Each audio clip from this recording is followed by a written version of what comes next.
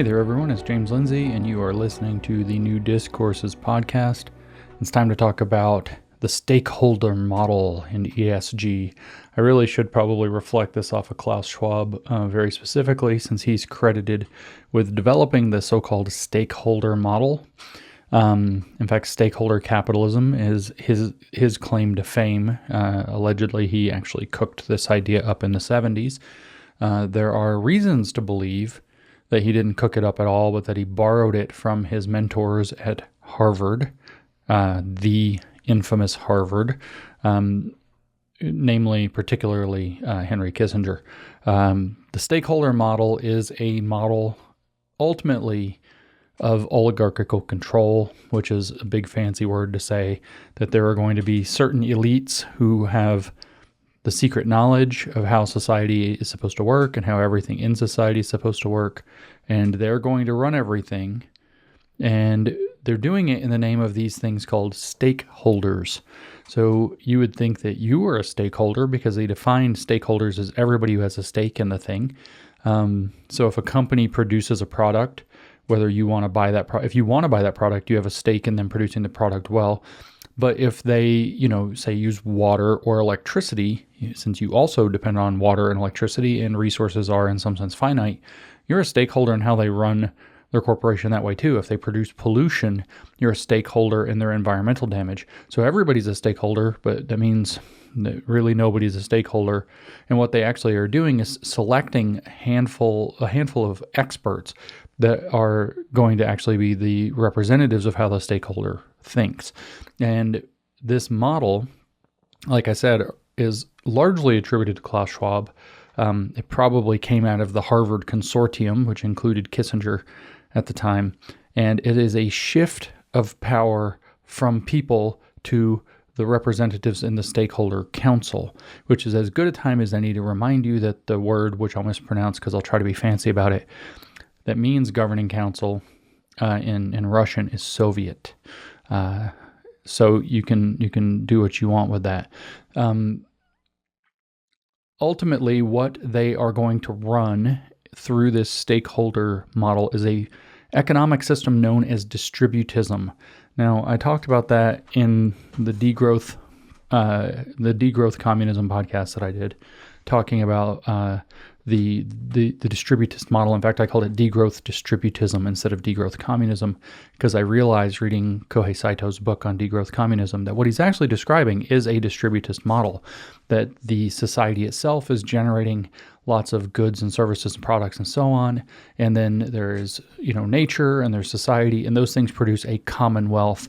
And that what you need are people who are qualified to be able to distribute the commonwealth and the work required to produce it reasonably. And the model with degrowth is that we're going to degrow the size of our GDP to increase the other aspects rather than commodities and goods and services. We're going to decrease those and in exchange increase the amount of, free time and sociality and pristine nature and so on, which I guess you're not allowed to really use or see. So you can see pictures of it that somebody took or generated in an AI or something with your virtual travel, so that we can preserve the nature better that you'll never be able to see.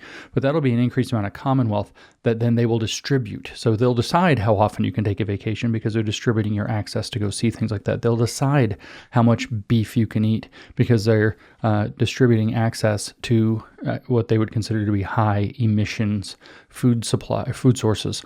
And they'll also decide, in terms of equity, to redistribute across past harms and injustices in the world, who's going to do the hard labor that nobody wants to do, and who gets to do the so-called creative work. Hint, hint, they get to do the creative work and everybody else is their slaves. So anyway, this model, those people that know how to do the distribution of the distributist system are the stakeholders. That's the model that they're building out. A different way to phrase this, I used to try to do this communo-fascism and fascio-communism thing, and it didn't really catch on, and people didn't really get it. It's not exactly right. As a matter of fact, they're not particularly fascist in the fascist sense, having reviewed Mussolini. What they are is neoliberal.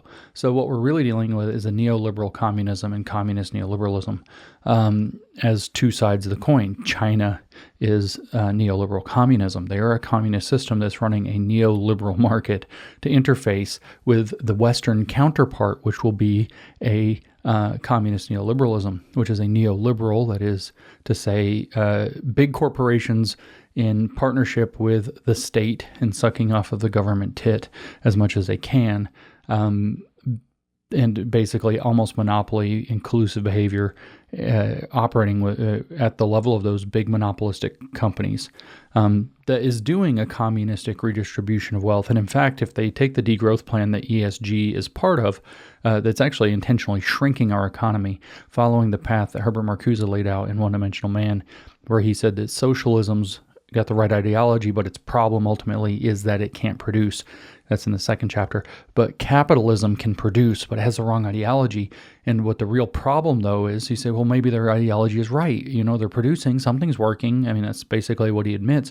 But what he says is that the problem is that what capitalism does is produces all this endless chain and infinite progress of false needs and the satisfaction of false needs that's ultimately not sustainable. And so it'll eventually collapse in on itself and take humanity with it, or lead us into the calamity of a nuclear war as people fight over the amount of relative privation that it produces. And so the 9th chapter of One Dimensional Man is basically devoted to this idea of what I would call a sustainable capitalism. And I don't know, I would love to find out. So if you know or have a smoking gun piece of evidence, I'd love to see it. Whether or not Klaus Schwab or Henry Kissinger or even the Chinese going into the 1970s were fully aware of. It's one to say, you can say, of course, Kissinger was at Harvard, he probably read Marcuse. That's not enough. Is there some hard evidence? Is there a citation? If you know of a citation where Kissinger is like, look, Marcuse said that capitalism is not sustainable, so we're going to do blah, blah, blah. That would be like a smoking gun piece of evidence. That would be just unbelievable. Or Schwab. Schwab would be even better, frankly. But I think Schwab has been very careful in hiding his relationships there. So at any rate, that's the model, is this distributist model. And like I said in that previous podcast, the way that it's going to work is through a corporate subsidiarity program. So you're going to have big, giant corporations that basically own everything, and they're going to have subsidiary corporations, and that's going to trickle on down so that we all have to do the agenda. At the center is the stakeholder council, or whatever they're going to call it. That's the biggest top monopolistic leaders working together to decide the stakeholder agenda for all of the stakeholders in all of the world. And the corporations are all subsidiary to their biggest corporations, which are probably going to be like BlackRock, Vanguard, and so on, that are all mutually owned by one another in this weird corporate collusion that somehow isn't considered to be a gigantic monopoly corporation, even though it is, through subsidiarity. Now, the trick is that what you actually have in China is that the CCP is the top corporation, and you have this exact same model. The CCP is the top corporation in some sense in China, and then all of the corporations doing business in China are also subsidiary to it. So what you have is a corporate subsidiary model in order to solve the problem of production that socialism can't solve, but with the central control and the distributism at the heart of the whole thing. Now, that's not only the case that socialism isn't the only way to do distributism, but that's the model that the ESG program, that's the S in ESG really, has chosen.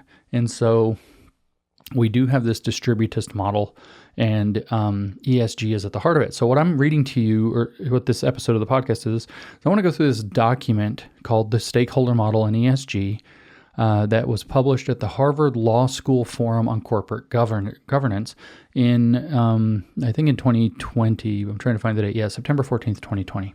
Okay, so I'll put a link to it, of course, but Harvard Law School Forum on Corporate Governance published in late 2020, The Stakeholder Model and ESG, laying out literally what the ambition for the ESG model is that we're now actually making progress against. We're fighting back against ESG. We're exposing ESG, and it's actually going well to the point where they're starting to rebrand it. People get frustrated, by the way, and think that forcing them to rebrand these things means they're just going to keep doing it, and we should black pill and give up. No, that's not how it works. Every time they rebrand, several things happen. Number one, they waste a ton of resources having to rebrand, rewrite everything. They have to go scrub old stuff off of the internet. They got to produce new stuff. They got to disseminate new stuff. They got to put it out to all the corporations. They got to get all the corporations on board. All those corporations have to now out with the old, in with the new. That's all taking up time, resources, energy, and so on. And secondly, it's also signaling to the people involved at the corporate levels that maybe this isn't going so well. And if you remember, those people are primarily in the class that I call strivers. They aren't necessarily super moral, but they're only going to chase a good deal. What's in it that's best for them? Well, if it looks like this whole deal is getting shaky, the ESG program, because they have to rebrand it. Oh, no, they have to rebrand it again. And people are really mad and people are catching on to the rebranding. Maybe this isn't the way to go. And maybe a lot of people involved in this are going to get in trouble sooner or later. Sooner or later, the house of cards might come down. And what's going to happen is a lot of these people are going to start getting nervous. They're going to jump ship. And if they jump ship, it's to their biggest advantage to start telling on the people that they abandoned. And more comes out. And the ESG program, and in fact, the entire neoliberal communism program starts to fall apart. And so that's ultimately to our good. So forcing them to rebrand is not good. It costs them a ton. They lose time. They lose trust. They have tons of resources they have to dump into the rebranding. The other thing is there are people who are involved in this. It's not like everybody in this is a lockstep committed soldier to the revolution. A lot of them are going along with it because they kind of have to. If it has to keep going through these expensive rebrandings, there are a lot of people who are going along with it, and they maybe aren't all in, or maybe they are even skeptical. Their skepticism goes up, their trust goes down, and eventually they start saying, why do I have to do this? And the doubt in this huge program that they're getting dragged along in goes up, and again, the thing starts getting more and more rickety and starts to fall apart. You don't defeat an entrenched, organized crime syndicate like with this idea that there's this, I did some action and there's steady progress. I did some action and there's steady progress. The way that it actually works is that it falls apart very slowly and then more or less all at once. And those dynamics that I just talked about are actually the pieces that build up to that all at once critical mass divestment from the program that's going south. And the whole thing falls apart very quickly. They've been building this out for at a minimum 50 years. So don't get too discouraged that it looks like we're not making progress or just rebranding. That costs them a lot. All this stuff starts becoming a liability. If they have to rebrand ESG, they have all these documents that they published so proudly through the 2010s and this in 2020 and since, bragging about how awesome ESG is, that are now part of their record. They have to go hide that. Then they get accused of having to hide that stuff. They have to, like I said, they have to rewrite all of it in terms of whatever the new measurement is and put all that out and convince people. It's actually a disaster for them. It's a huge win for us, even if it doesn't feel like a huge win because we're just going to keep trying to do it.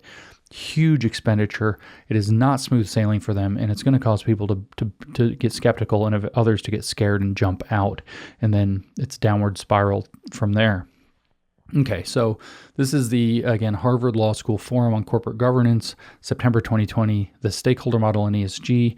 I want you to understand what Harvard was saying 3 years ago is what the stakeholder model in ESG looks like. Remembering, again, that this ultimately comes from Klaus Schwab, which is probably to say it comes from Henry Kissinger before Klaus Schwab. I'm checking real quick to see if Klaus Schwab is cited in this, and the answer is no, he is not cited in this. So there's probably some effort in disguising that. By the way, Klaus Schwab, one more time, was working in this kind of Harvard consortium when this whole thing was cooked up. So this is really, the stakeholder model is really the Harvard model. And with everything going on at Harvard right now, that should tell you a lot more about how crooked it is. Okay, so it starts with an introduction. In August 2019, the Business Roundtable released its new stakeholder model of the revised purpose of the corporation, stating explicitly that businesses exist to serve multiple stakeholders, including customers, employees, communities, the environment, and suppliers, in addition to shareholders. Okay, so they're telling you straight up front that the Business Roundtable gathered in 2019, a year before this report, specifically to say that the corporation's purpose has to be redefined. The entire purpose of a corporation needs to take on a new model, and that's going to be the stakeholder model. Businesses don't exist to serve their shareholders.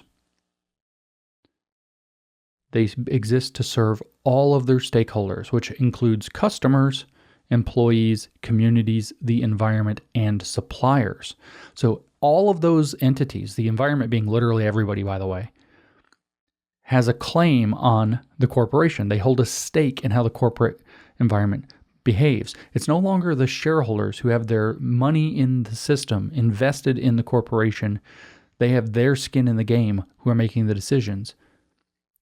It's now all the customers, employees, communities, the environment, and suppliers have a stake in the corporation. So it's very important to realize what a big deal this is.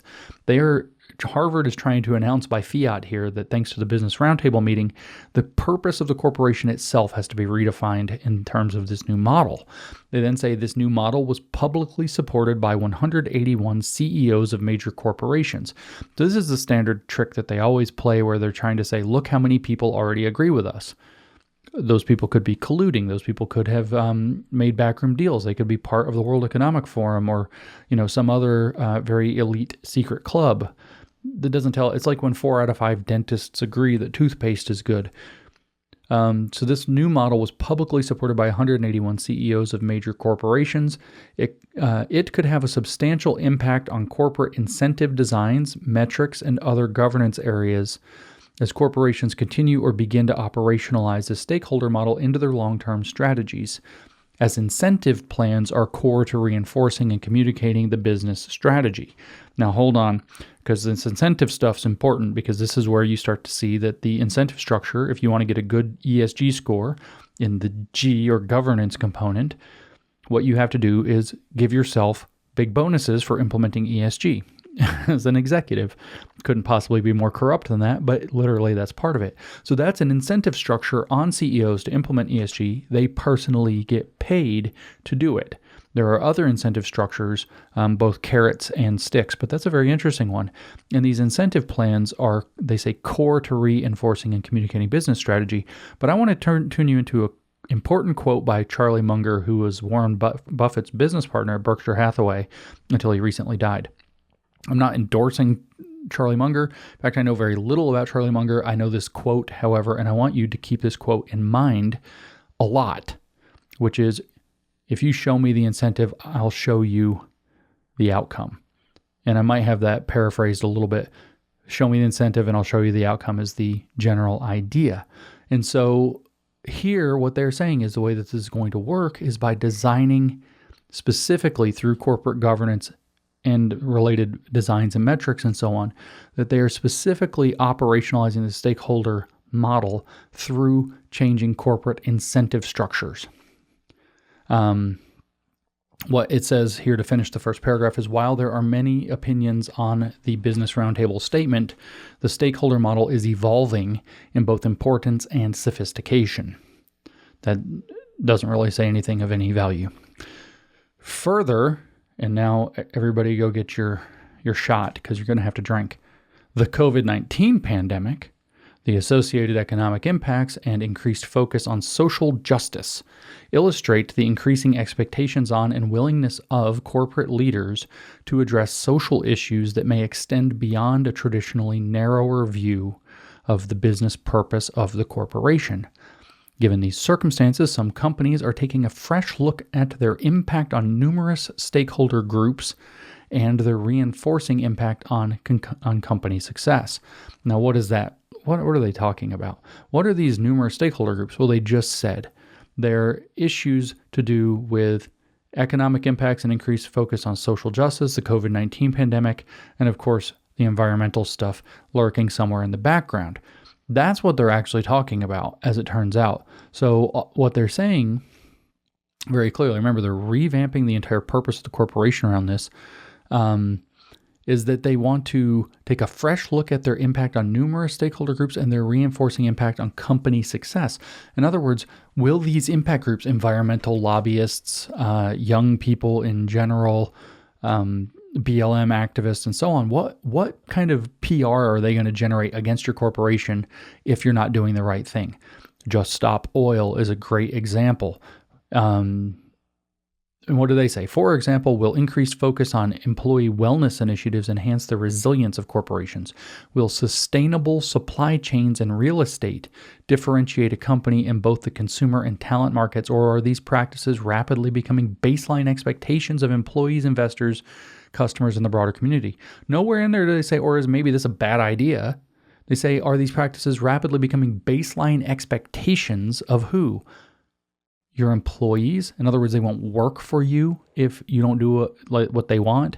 Investors, you can't get investment unless you're doing all the right ESG BS. Customers won't buy from your company unless it's responsible enough and in ESG terms, and the broader community. So there's your pressure campaigns and other things. The answers to these questions are beyond the scope of our expertise, but these and similar questions are at the center of the discussion on ESG metrics and their applicability to incentive compensation. So what they're trying to do is say that the incentive compensation means that they're going to pay executives to do this, to implement this,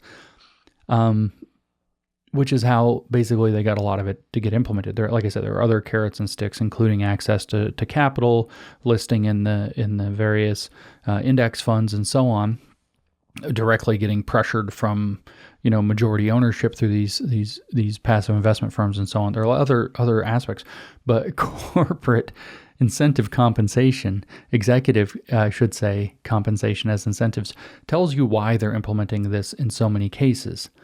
It says if the stakeholder model represents an emerging model for the strategic vision of a company, ESG, meaning environmental, social, and governance metrics, can be used to assess and measure company performance and its relative positioning on a range of topics relevant to the broader set of company stakeholders, not shareholders. It's not about making money anymore.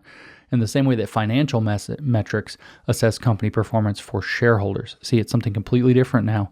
They have to take into all of these things, like the baseline expectations for employees, investors, customers, broader community, COVID-19, social justice, environmental stuff, all that has to go into there because they're going to do some kind of a broader performance measurement under ESG, which involves things like ecological accounting and social justice metrics like the Corporate Equality Index and so on. So they can position the company in this stakeholder model that's not just about making money for the actual investors, which is the shareholder model. It says this post, it's technically a blog post, will address at a conceptual level key questions and guidelines for assessing a company's readiness for and potential approach to implementing ESG metrics and goals in executive incentive programs. Yet again, let me stress that this is about incentivizing executives to implement it into the emerging paradigm of ESG-focused goals in the context of the evolving stakeholder model. So are you picking up what they're laying down? I hope you're picking up what they're laying down because this is the new model that they want all corporations to go onto, which is to follow all of this ESG stuff in the name of stakeholders. This is the same communist trick always. The queer activists do their stuff in the name of the so-called LGBTQ community, which allegedly includes all gay people and all allies and some, literally millions of people, but in fact is really a few thousand queer activists and broken people. This is the same thing. They're going to do all of this stuff in the name of the stakeholders, most of whom have no say whatsoever in what's going on.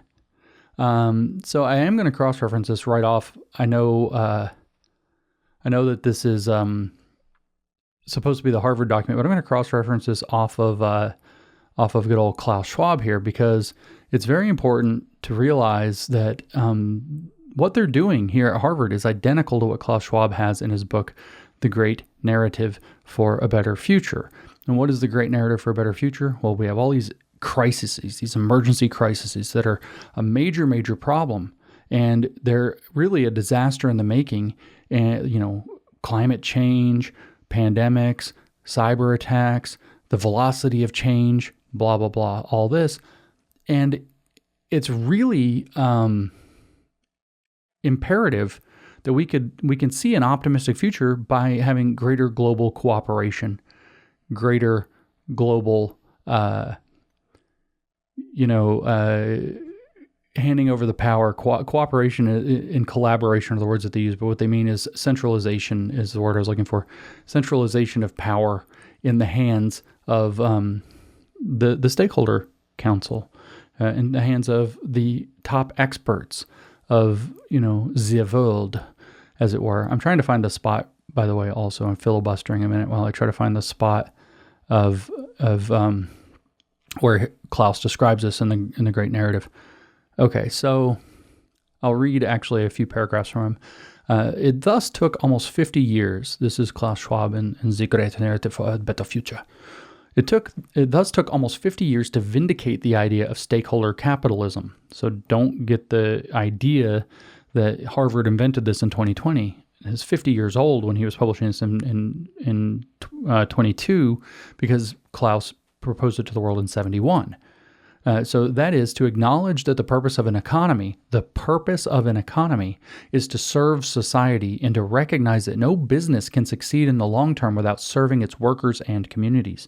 The World Economic Forum took the U.S. Business Roundtable Declaration, that's the exact same thing we're talking about here, as an opportunity to refresh the original Davos Manifesto and expand it by incorporating some of today's emerging issues. This resulted in the Davos Manifesto 2020. So guess what? These two documents are working hand in hand. The Business Roundtable Declaration, which is from 2019, which is exactly what this Harvard thing is citing as its motivation, is what also led to the Davos Manifesto 2020 getting rewritten. What Klaus says is it reiterates the fundamental importance of stakeholder responsibility. So it's not about you as a stakeholder and what you want or get out of the corporation. It's your responsibilities. Stakeholder responsibility, stating that the universal, quote, purpose of a company is to engage all its stakeholders in shared and sustained value creation. Now remember, they define value in a very expansive way.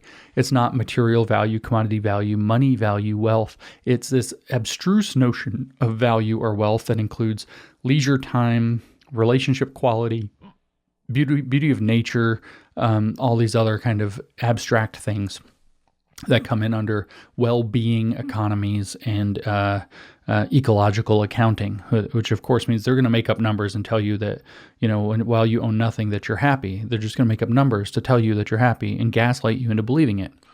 He says it also highlights other important corporate principles. One, to accept and support fair competition and a level playing field, and to have zero tolerance for corruption. We just don't believe that, because literally the G score is in your ESG score, component G, is increased by giving yourself bonuses for implementing ESG. That's literally corruption, so that's just a lie. Two, to consider a company's suppliers as true partners in value creation and to integrate respect for human rights into the entire supply chain. That's just Marxism, right? So it's the worker does all the work, so the worker should have a share, and then blah, blah, blah. And now it's the supplier provides the material, so the supplier is actually having a share. And if you go down the chain that he's actually talking about in the entire supply chain, it's not just supplier. Eventually you have the workers or the suppliers of the individual suppliers who are supplying the other companies. So all the way down, we're going to have to consider the company's suppliers as true partners. In other words, this is just communism. It's just Marxism with new words and kind of tucked around in complicated language and one step removed, so you can't see it for what it is in its naked form. And then three, to act as a steward of the environmental and material universe for future generations, and to consciously protect our biosphere and champion a circular, shared, and regenerative economy. Now, if you don't know what a circular, shared, and regenerative economy is, shared means communism. Let's just cut the BS. Circular economy means that it's an economy that consumes its own waste. If you look at the degrowth communism model, they actually have an emblem for it, or at least the Socialist Monthly Review has published this particular graphic in conjunction with it. It shows the circular economy as a circle in the middle, and then it shows the existing economy literally as a downward spiral into that circle.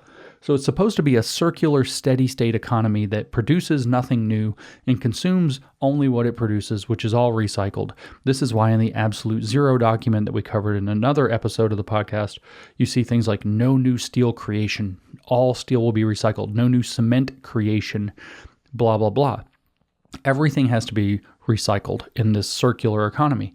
all waste products there's no new extraction. It's just everything gets endlessly recycled and reused in a circular fashion. That's the model. And what this monthly review image of degrowth communism literally is a circle. That's your steady state circular economy at the middle. That's the target. And then the existing economy spiraling down to it. In other words, it's the existing economy going down the drain. And if you think that this circular economy thing is going to work, let me disabuse you of such a fantasy. First of all, it's just not going to work. Recycling is not infinite. There is loss every time you recycle. There's material loss. So if you recycle a quantity of steel, some of that steel, during the process of heating it and then shaping it again, which is part of the recycling process, hardens a scale on the outside of the material. That scale is useless and has to be scraped off. It's not easily recoverable. You actually would have to smelt it again. And so you actually lose some steel every time. It turns out you also can't recycle steel because of the very precise chemistry involved in doing it. It's not easy to recycle steel, and from what I've been told, it's not even possible, though this isn't my field, to recycle steel to the highest level of quality that we actually are producing steel to do high-level building projects and things today. It's just not real. The circular economy is not real. But that, of course, is point number 3 of corporate responsibility under the stakeholder model.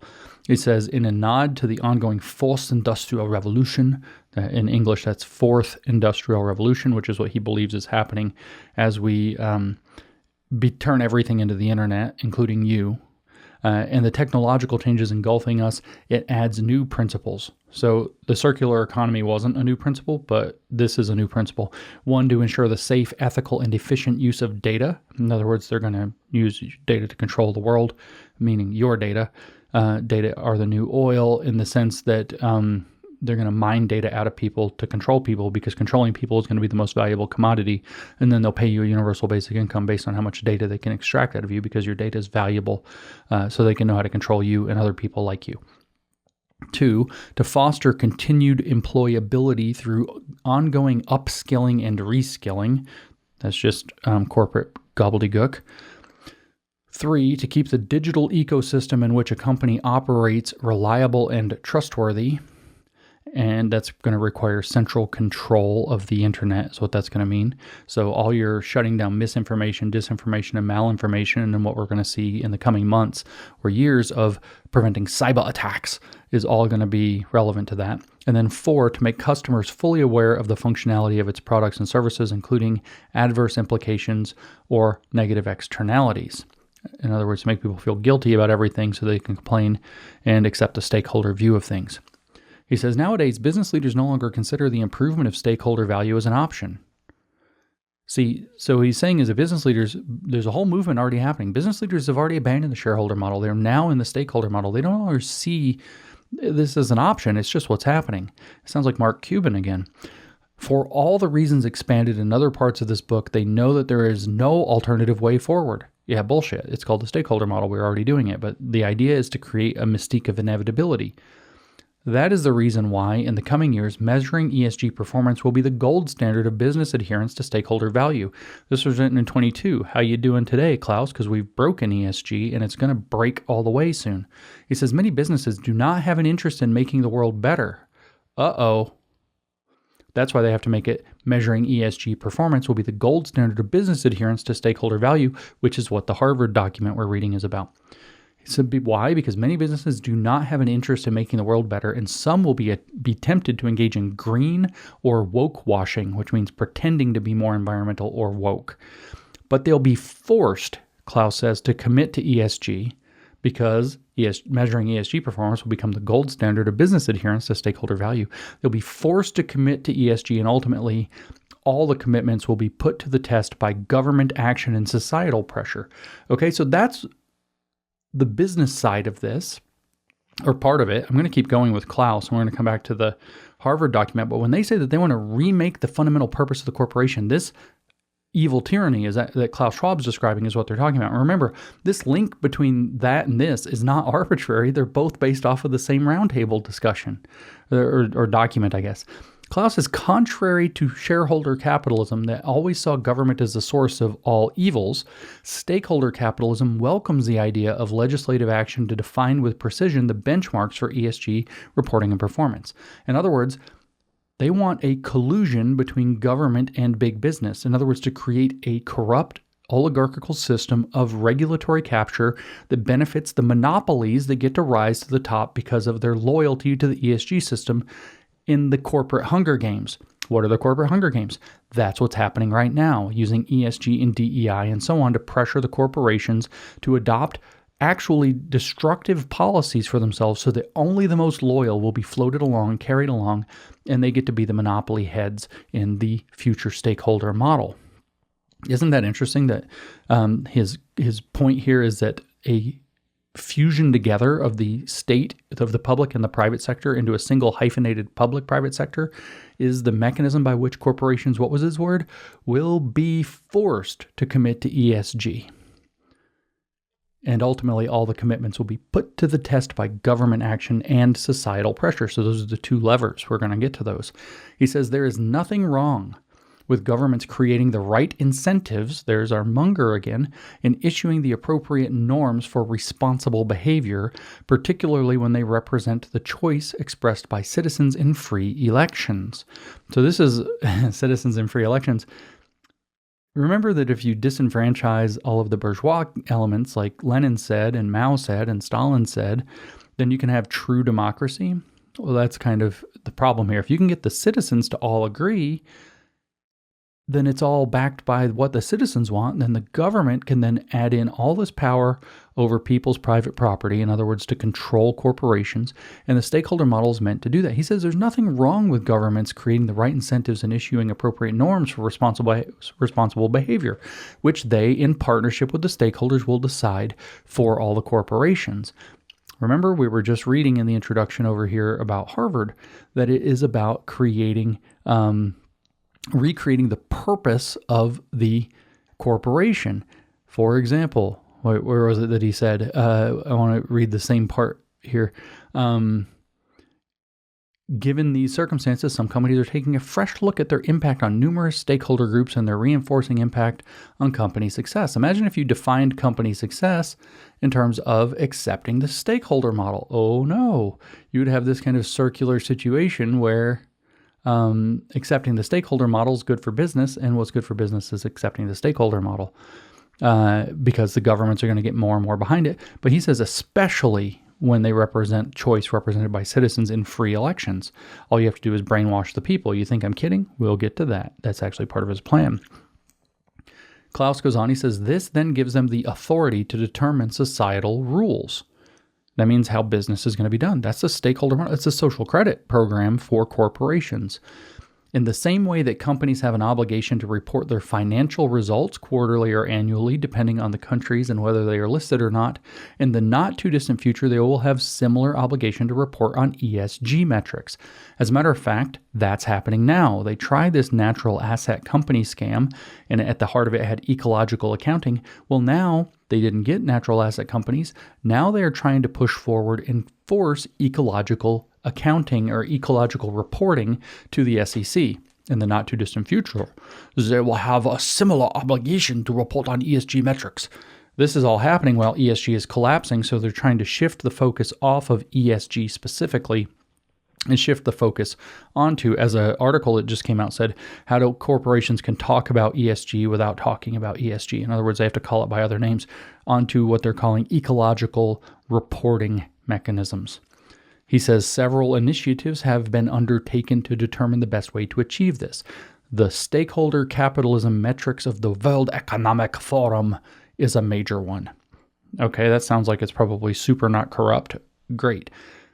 They will converge toward a standardized ESG performance metrics that works across industries and countries and that is supported by global standard setters. Those are the real stakeholder people, by the way, the global standard setters. That's Bill Gates, that's Larry Fink, that's Klaus Schwab, that's any of these major corporation oligarchs would be tyrants over the world who will decide what the global standards are, not you as a stakeholder in the system. So stop pretending that you have a stake in something and so they have to listen to you. This is to prevent you from having a say.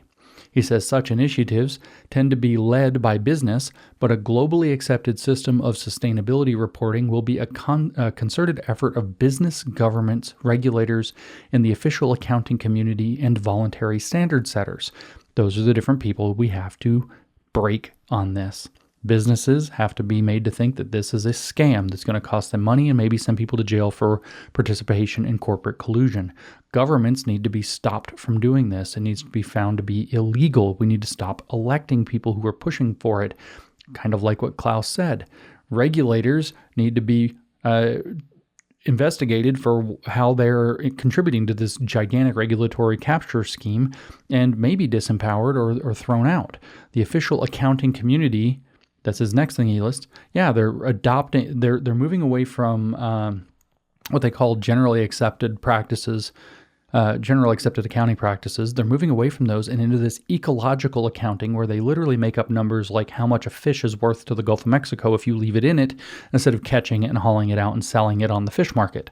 And of course, what are they going to do? They're going to make up a gigantic number. They're going to say that the marlin or whatever is worth like $1 trillion to the freaking ocean if you leave it alone. Not really. They'll probably say it's worth hundreds of thousands or millions of dollars, far more than its market value. And so they will award themselves by seizing control of the waterways or the fisheries or whatever else. They will assign themselves gigantic amounts of value. This was a natural asset company scheme. Value creation by not letting people go out and catch fish. Literally, it's fish, it's water, it's air, it's energy, it's forests, it's farms, everything. And he's saying that it's also like benign sounding. It's just the official accounting community and voluntary standard setters. The official accounting community is shifting this bogus voodoo ecological accounting to create the ability to do this. This isn't actually small, it's actually huge. And we can go after that and break it so that we stick to generally accepted accounting principles and shareholder models of economic prosperity, corporate governance. That's super important right now. Breaking the stakeholder model and breaking voodoo economics and accounting is key to us making sure that we can retain our liberty. He says, in the end, governments will make the last call for setting the legal obligations, targets, and incentives around ESG standards and performance proposed by business. Why in the world would businesses agree to this? Because the ones at the top of the stakeholder model are going in a revolving door in the public-private sector, not public or private, the single public-private sector. They are de facto part of the government. Remember when they reported that Larry Fink was kind of like the fourth branch of government in the United States? Oh, that's why they would go along with it. Because what did he say at the top of the paragraph? Contrary to shareholder capitalism that always saw government as a source of all evils, stakeholder capitalism welcomes the idea of government activity to define with precision the benchmarks for ESG reporting and performance. So the corporations are going along with it because they're the bought in or sold out, whichever way you want to put it, corporations who are going to become the standard setters, the global standard setters, that's them, not you, who are working hand in glove with the government to do a gigantic public-private partnership scam that destroys the public sector and the private sector and replaces it by a crony capitalist, frankly, distributist model where they get to be the distributors. That's why. So in the end, the governments are working hand in glove with the stakeholders who are their corrupt crony buddies at the top of the corporations, will make the last call for setting legal obligations, targets, and incentives around ESG standards and performance proposed by business. See, there's the proposed by business part at the end. The governments will set the standards proposed by business. Oh, that's how it works.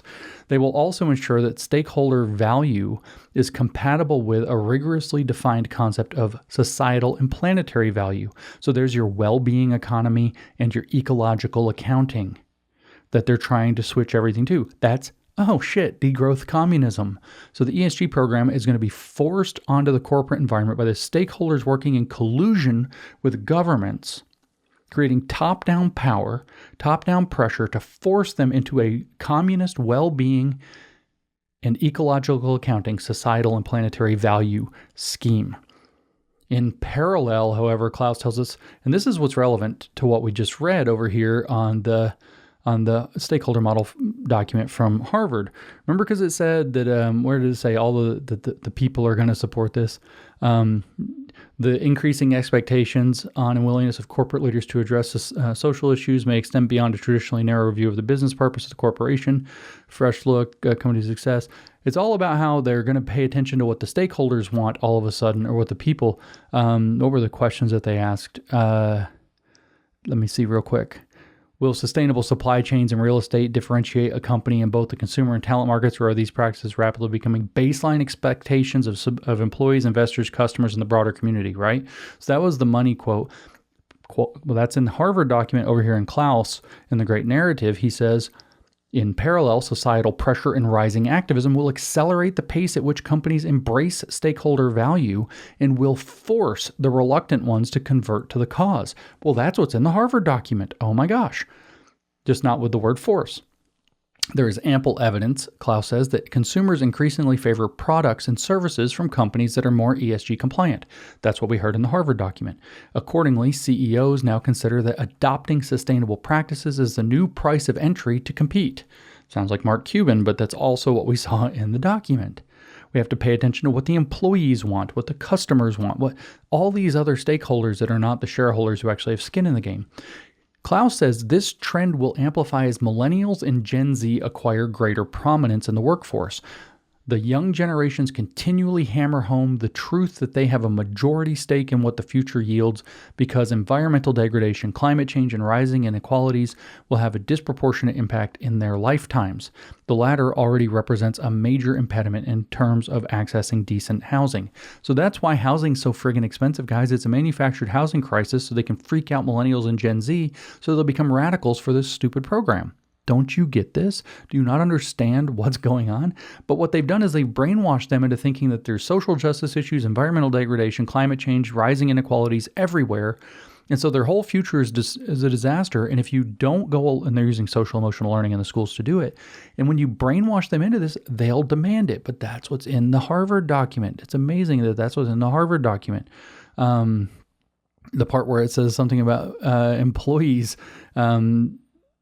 that we just read about. It's the same model. These are the same people. But this is Klaus Schwab at the World Economic Forum saying that not only will the government and the top largest monopolistic corporations working in collusion force everybody into the ESG model, the young people are going to also, because they're brainwashed to have existential fear about environmental degradation, climate change, rising inequality. He says in light of this, business adherence to ESG considerations will become increasingly relevant to sustainable value creation. The price of not doing so will just be too high in terms of the wrath of activists, both social and investors. Doesn't that sound exactly like that second paragraph of this document? Let's just look at that again. Further, the COVID-19 pandemic, the associated economic impacts, and the increased focus on social justice illustrate the increasing expectations on and willingness of corporate leaders to address social issues that may extend beyond a traditionally narrow view of the business purpose of the corporation. Given these circumstances, some companies are taking a fresh look at their impact on numerous stakeholder groups and their reinforcing impact on company success. For example, will increased focus on employee wellness initiatives enhance the resilience of corporations? Will sustainable supply chains and real estate differentiate a company in both the consumer and talent markets, or are these practices rapidly becoming baseline expectations of employees, investors, customers, and the broader community? So that was the Harvard document. And then what do we have right here is that if corporations don't go along, the price of not doing so will just be too high in terms of the wrath of activists, both social and investors. That's Klaus Schwab. He goes on to say the above doesn't mean that business should become involved in every social or environmental issue. However, it suggests that when a company has a stake and its actions can exert meaningful and positive change, it should.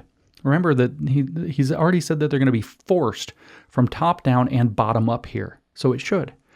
Since, as argued consistently through these pages, global challenges require global and concerted response, so that's the great narrative, why wouldn't business play its role? Now, this sounds obvious, Klaus says, but it may require going beyond mere stakeholder value. Behind the stakeholder concept lies a basic recognition that, in our interdependent world, global challenges cannot be resolved by any particular group alone. We all have to come together in the collective. a collaborative, right, communist effort between government, civil society, and business. The essence of public-private cooperation is required. This means that stakeholder responsibility must be exercised both at the micro level, the corporate level, and the macro level, globally. This idea of global corporate citizenship, ding, is ensconced in the work that the World Economic Forum has been pursuing for decades. As expressed in an article published in 2008, global corporate citizenship, quote, expresses the conviction that companies not only must be engaged with their stakeholders, but are themselves stakeholders alongside government and civil society. International business leaders must fully commit to sustainable development and address paramount global challenges, including climate change, the provision of public health care, energy conservation, and the management of resources. Okay, end quote. So what Klaus is saying there is that the ESG program is designed to create corporate global citizenship. So the corporations are being considered like citizens in a global society, and they're the government of it. So the ESG stakeholder people are going to be the government, and then you have all the corporations operating in a subsidiary fashion, just like I said before, that are now its citizens, and it's a global citizenship that's based off of the Sustainable Development Goals of United Nations Agenda 2030, and must fully commit to sustainable development and address paramount global challenges, including climate change, provision of public health care, energy conservation, and the management of resources. So in other words, what he's saying is that if you want to be a corporation in the new world that he's trying to create through the force of top-down government plus monopolistic corporate collusion and the force of bottom-up social activism, both in terms of people and investors, which they're centering in a youth brainwashing program to think this way, particularly located in the millennial generation. Gen Z is not going as well for them, I don't think. I think we are reaching Gen Z better than they had hoped. That what's going to happen, if you want to be part of the New World Order, you've got to be ESG compliant. So you're going to be forced, not just in 2 dimensions, but 3, top down, bottom up, and inside out. You're going to have to change all of your values as well. And if you don't, you're not going to get to be part of the global citizenship model for corporations, or if you're an individual, the global citizenship model that they're pushing independently and teaching already in our schools. Global citizenship is going to be one of the next big hot things. James is 2 years around the corner for you. Let me just tell you, we should start doing it now. Klaus says, the ultimate role of business, sorry, I won't do it in German. The ultimate role of business in society remains to do business, but global corporate citizenship is an extension of the stakeholder concept. It involves the corporate, in other words, the model that China is running, the CCP is running, needs to be global. And that is called global corporate citizenship, which is a corporate subsidiarity model affecting communist distributism. This is the model. This is the whole thing. This is the whole game.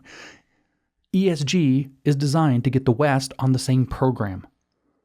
Rather than having the government on top, the collusion of corporations is on top. But they're still coordinating with one another, just like in China. So it's, like I said, it's communistic neoliberalism or neoliberal communism, whatever you want to call it. And it's the other way around in China. So he says it's a global corporate citizenship as an extension of the stakeholder concept. It involves the corporation acting as a stakeholder in the global society in conjunction with government and civil society. And it's a notion that can be considered as a long-term investment. Since companies depend on the natural and social ecosystem in which they operate, surely it is in their ultimate interest, to look to the well-being of that same ecosystem when it is beset by so many problems. In fact, he says it's more than an interest, it's an absolute necessity. Listen to the urgency, to the conviction, to the absolute lack of any flexibility or liberty. This is total totalitarianism. He says companies today face an existential choice. Either they wholeheartedly embrace stakeholder capitalism and subscribe to the responsibilities that come with it by actively taking steps to meet social and government goals, or they stick to an outdated shareholder capitalism that prioritizes short-term profits over everything else and wait for employees, clients, and voters to force change on them from the outside. That's the model Klaus is talking about. And I didn't even talk about the part where it's all about remaking the stakeholder capitalism is all about rewriting the social contract ultimately, which he also attributes to the youth primarily doing that, or being successful in doing that. So the idea is that everything in society is going to focus in around this stakeholder model and force it on corporations. And that's what Harvard's actually talking about. Now that we have some actual background from Klaus, let's see what Harvard says the background is. He says, the Business Roundtable Statement, we're now talking Harvard, we're not talking Klaus. The Business Roundtable Statement drew significant interest from the press and corporate governance community, the World Economic Forum. That's not in here though. As it was viewed by many, some investors, the media, academics, and some legal commentators as social and economic enhancement to or replacement of the concept of shareholder primacy, as popularized by Milton Friedman and supported by many institutional investors and their advisors. Others viewed it as a contradiction to or a distraction from the very successful shareholder model, which has created prosperity over the decades for shareholders and many other stakeholders. So let's acknowledge what they're acknowledging here. They're saying that the shareholder model has been extremely successful at actually creating stakeholder benefit. The entire society starts getting better when it's prosperous, and the shareholder model has been extremely good at making prosperity because the people invested and share and have a stake in the game are the ones to whom the businesses themselves owe responsibility. We call that shareholder responsibility or fiduciary responsibility. What they're trying to do with the stakeholder thing is to shift that out, and so that their fealty is actually to quote unquote everybody, the community of global citizens more specifically, which if you're not on board, you're not one, as Klaus said, and then to make them happy instead, the leadership of it, the technocrats, the experts. And so they're acknowledging that, in fact, the shareholder model has been extremely successful, and they are now wanting to shift away from that, away from shareholder primacy for business, and reorganize business around stakeholder primacy, where the stakeholders are everybody who are represented by these global stakeholder leaders, which is like Bill Gates and the rest of the would-be technocrats. Harvard says, pragmatically, the Business Roundtable Statement may be a continued evolution of corporate culture and strategy that seeks to place more direct focus on the role that stakeholders have long played in the corporation from the corporate governance, management, and board perspectives. This sentiment is reflected in the member quotes included in the Business Roundtable's release, as well as a recent Fortune CEO survey in which a majority of CEOs surveyed, 63%, quote, agree with the Business Roundtable's statement and believe most good companies have always operated that way, end quote. Let me play the SEL card or any other communist thing. Communists believe that the thing that they want to do that's crooked is what's always already happening, but what's already happening is happening in a disorganized way that favors illegitimate interests. So they should be allowed to do the crooked, awful thing, but with their allegedly, noble and good purposes and more organized system. For example, if you read the Handbook of Social Emotional Learning, they're very, very clear that social and emotional learning objectives are always happening in schools, but in a disorganized and uncoordinated fashion. So what you need is a organized and coordinated approach to doing social emotional learning, turning it not just into a class, but integrating it into the entire school intentionally, in order to take full advantage of the social and emotional learning that used to be called the hidden curriculum, the kind of secondary teaching people to be respectful, social, norms, and so on. We're going to put that front and center, and we're going to do it in an organized fashion. That's their argument. It's always happening, so we need to do it in our organized fashion. But what they are doing is actually using that as an excuse to do brainwashing. The social emotional learning is brainwashing. But they would tell you, if you caught them on that and could prove, which I don't think is that hard, that it is brainwashing, they're going to turn around and say, well, all education is brainwashing, really. And when you take your kids to church, that's brainwashing. And when you raise them at home, that's brainwashing. And what's already happening in the schools is brainwashing. So of course we're going to brainwash. This thing that we want to do, which is brainwash the kids, or social emotional learning, or in this case, integrate these demands on environmental and social responsibility in certain government hierarchical models. They say, well, it's already happening. But what they're not telling you is that the very specific program that's being implemented is not at all happening and hasn't been happening. It's just something that the fact that corporations have paid attention to these things in the past in a kind of an organic fashion turns out to be real. So this is communism marrying a truth and a lie. The truth is that, yeah, corporations have cared somewhat about environmental and social responsibility and governance models, but in an organic way.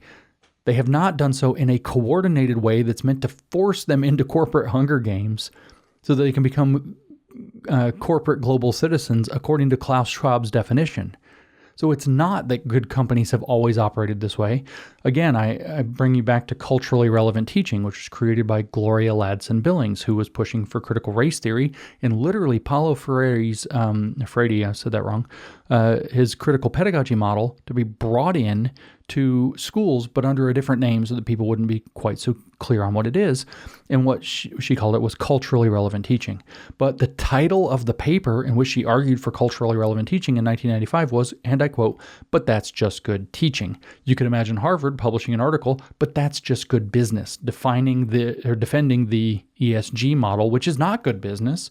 And the evidence is mounting up that it's not good business, which they're now saying, oh, it's going badly, not because of it being bad business, or literally corruption, but instead because people like Ron DeSantis and the conservatives are going after it and destroying value. We are now literally, by the way, there was an article the other day that came out, I forgot which one, Bloomberg or Fortune or something, calling us that are challenging ESG economic terrorists for destroying trillions of dollars in value, allegedly. No, they're bad business practices, and the exposure thereof is causing the problem. It has nothing to do with us exposing it. This is just like how I got accused of attacking the university by exposing it with a grievance studies affair. Do you see how this trick just keeps coming up again and again and again and again? So here they quote some BS because it creates the illusion of consensus, and there's consensus, so we're all going to go along with it. 181 CEOs said. Well, here, 63% of the Fortune CEO surveys said that they agree with the Business Roundtable statement and believe most good companies have always operated that way. This is a typical communist trick, and we shouldn't fall for it. We should learn to see through it. You don't actually have to go along with everybody if they're wrong. You frankly just don't. But anyway, the article continues. In this context, the Business Roundtable statement serves to enhance, clarify, and substantially debate the sometimes counterproductive dichotomy of shareholders versus stakeholders. ESG metrics applied to this clarified purpose of the corporation provide the quantifiable and generally accepted means to measure the more nuanced view of company performance. Okay, guys, red flag. The more nuanced view versus the thing that's been working really, really, really well and the thing that looks a little bit sus, the more nuanced view means they're going to fill you with communist bullshit about why it supposedly works, even though with your own eyes you can see that it doesn't work. That's the more nuanced view. So when you see words like nuanced or complicated, those are red flags in communist land. That means that what they're going to say is only the enlightened can really understand this, and you don't have a nuanced enough view or a sophisticated enough view. Remember, that was a word that showed up, or an enlightened view of how things really work. So they try to explain it a little bit. The stakeholder value creation chain below is a model developed by Pay Governance to illustrate the intersection of ESG strategy, the stakeholder model, and the creation of firm value. So I told you they're going to try to blind you with bullshit. They created a model. It's clearly like this is how it's supposed to work in theory. Okay. The model captures the reinforcing carryover effect of stakeholders' contributions to the economic success of the company. An example of a, quote, positive externality is that many employees want to work for environmentally friendly companies, and the increased engagement of those employees may also increase productivity, customer satisfaction, etc. So you'll own nothing and you'll be happy as a reason why things work out better. So if you have a good environmental company, you're going to attract more people who are excited to work there because they're happy to be doing the right thing or something. That works as long as the cult religion around climate change lasts, by the way, and only kind of, because activist fatigue sets in. And at the end of the day, after however many months, people are still going to, let me say it the correct way, people are still getting up in the fucking morning and going to fucking work and doing a fucking job. That's how they're going to feel about it after a couple of years. And so that is like the honeymoon period when you get on testosterone, when you try to transition or whatever. Oh yeah, everything's great for a little while. And that's their positive externality. It's a phony bubble that they can point to when it pops up and say, see, look, and get companies hooked into these things to where it's hard to come back later. They say all companies need to balance their stakeholders, including shareholders' long-term interests. It may be they only have to balance that with shareholders because it's costing shareholders money. When they throw that in there, they're telling you, shareholders, they're cheating you. If you are a shareholder and the company's talking stakeholder stuff, they're cheating you. They brought it up twice in this paragraph that there is something contradictory between shareholders and stakeholders. No kidding. Exactly, that's what's going on. Shareholders are getting ripped off and they're getting tricked through this con artistry. They say it may be a greater challenge for economically stressed companies to make long-term investments for other stakeholders than it is for top-performing companies to do so. Okay, so what that means is when you're Disney, you have to do it. When you're smaller, we can kind of let you slide a little bit. That's what it means. However, our research and others find that overall, companies manage both short and long-term performance trade-offs efficiently. These findings support optimistic outcomes for this stakeholder value creation chain, which I'm just going to tell you straight out is bullshit. But listen to this. When they say that top-performing companies have an easier time doing this is just like saying that rich people should pay more taxes in socialism. It's the exact same thing. The exact same thing. So the big companies, even though there's this conflict, you should eat it because you're really wealthy. You're really succeeding. You're a top performing company. You can eat it. You're privileged. So you need to check your privilege this way.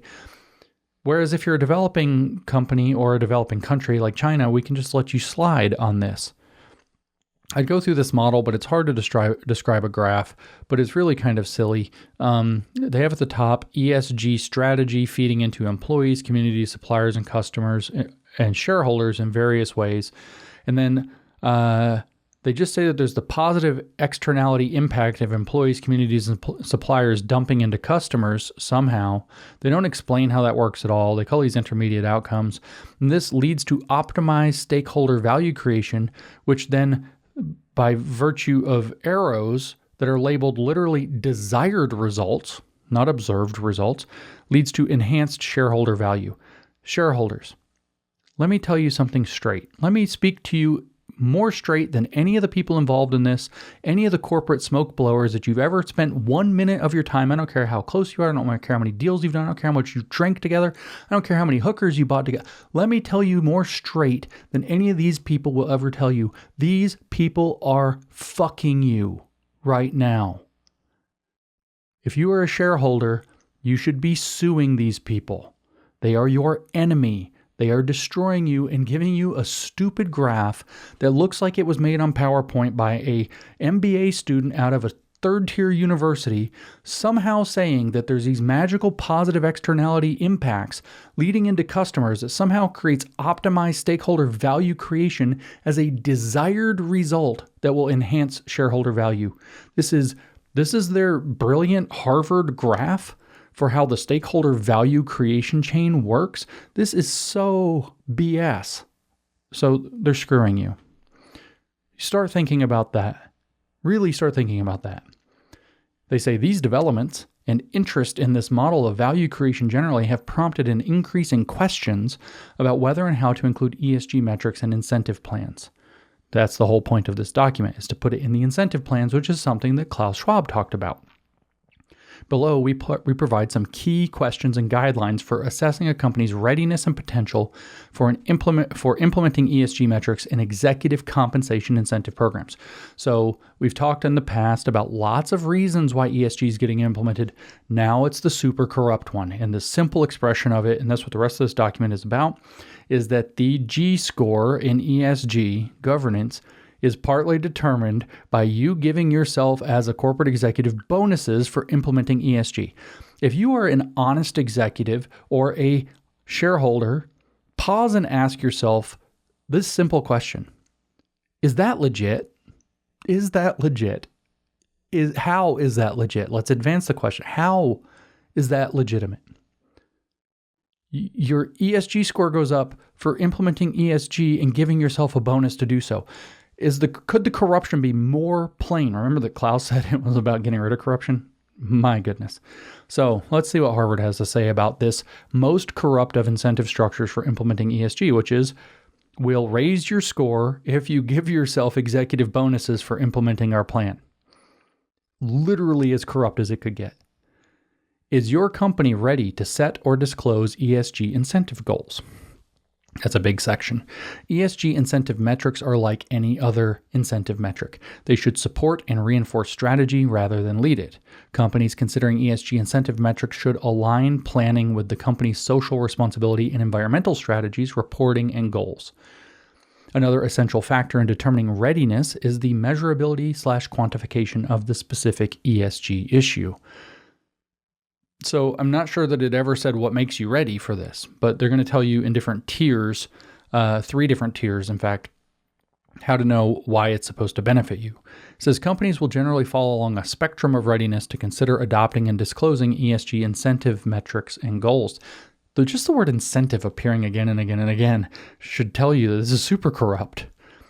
Okay, so tier 1, companies ready to set quantitative ESG goals. Companies with robust environmental sustainability and/or social responsibility strategies, including quantifiable metrics and goals like carbon reduction goals, net zero carbon emissions commitments, diversity and inclusion metrics, employee and environmental safety metrics, customer satisfaction, etc. So if you are a corporation like that, then you are ready to set quantitative ESG goals. So what does it require? If you're a top performing company, you need to have carbon reduction goals, net zero carbon emission commitments, diversity and inclusion metrics, employee and environmental safety metrics, customer satisfaction, and so on. The whole woke pantheon. Tier 2, companies ready to set qualitative goals. Companies with who are they? So if you're a top performer, you're ready for quantitative goals so you can get locked into the measurement scam, the reporting scam, and be stuck. What if you're not quite there yet? Well, you can know you're a company ready to set a qualitative goal instead if you are a company with evolving formalized tracking and reporting, but for which ESG matters have been identified as important factors to customers, employees, or other. These companies likely already have plans or goals around ESG factors, for example, leadership in energy and environmental design, certified office space, diversity and inclusion initiatives, renewable power, and emission goals, etc. And then third tier are companies developing an ESG strategy. And some companies are at an early stage of developing overall ESG stakeholder strategies. These companies may be best served to focus on developing a strategy for environmental and social impact before considering linking incentive pay to these priorities. So what this actually is about, remember, is incentive pay. So if you have quantitative goals, you need to be having your incentive pay tied to implementing carbon reduction goals, net zero carbon emission commitments, diversity and inclusion metrics, employee and environmental safety metrics, customer satisfaction, and so on. And if you are at the qualitative goals, well, you should be looking at attaching your incentive structure to installing things like leadership in energy and environmental design certified office spaces, again, diversity and inclusion initiatives, renewable power and emissions goals, and so on. So if you're implementing those, you should be considering giving yourselves corporate bonuses. And then if you're not quite there yet, you should probably start developing your ESG strategy before you start tying your own money to it. People might think it's corrupt. It doesn't have all these measurements where you say, oh no, look at all these measurements. Look at these things we implemented. That's why we get to give ourselves a $3 million bonus at the end of the year. What they tell us is, we note it is critically important that these ESG stakeholder metrics and goals be chosen and set with rigor. Yeah, right. In the same manner as financial metrics. What that means is they're going to have voodoo well-being and ecological accounting measurements like the Corporate Equality Index score. So it looks rigorous, but it's actually you just doing the agenda. And that's to ensure that the attainment of ESG goals will enhance stakeholder value, not shareholder value. Shareholders, you should sue these people. And not simply serve as, quote, window dressing or greenwashing. Remember when Klaus said greenwashing and wokewashing? Wow. They have to be real. They have to be commitments. They have to be intentional. Implementing ESG metrics is a company-specific design process, they tell us. For example, some companies may choose to implement qualitative ESG incentive goals. Remember, that means giving yourself more money for doing this, even if they have rigorous ESG factor data and reporting. Now, here's a question for you. Will ESG, this is the next section, will ESG metrics and goals contribute to the company's value creation? Let me short answer this for you. No, it will not. No, it won't. It might kind of in the short term under the cartel environment because everything's super corrupt, but eventually this house of cards is coming down. And in fact, what you're really doing is you're rolling the dice. The answer is, in a free enterprise system, the answer is most definitely not. No chance. In fact, it's the opposite of that. However, in the current cartel, you're basically going to lose value in order to pay Klaus the gun not to destroy your corporation so you can be part of the, what does he call it, corporate global citizenship model that he's building out. So here's what Harvard tells us. The business case for using ESG incentive metrics is to provide line of sight for the management team to drive the implementation of initiatives that create significant differentiated value for the company or align with current or emerging stakeholder expectations. So you might make more money, but you might just do things that the agenda wants you to and not make more money. Or you never know. Companies, they say, first must assess which metrics or initiatives will most benefit the company's business and for which I messed that up. Companies must first assess which metrics or initiatives will most benefit the company's business and for which stakeholders. See, so the shareholders or stakeholders that you used to be the ones you had to care about, but now you have these other ones, and maybe it's the environmental lobby you want to make happy, or maybe it's Papa Klaus you want to make happy, but you've got somebody else you've got to make happy too. So you've got to figure out who you're trying to make happy. Are you paying off the cartel or are you trying to make money for the shareholders? Those are different. They are actually different. They're very different stakeholders within the whole stakeholder network. They must also develop challenging goals for these metrics to increase the likelihood of overall value creation.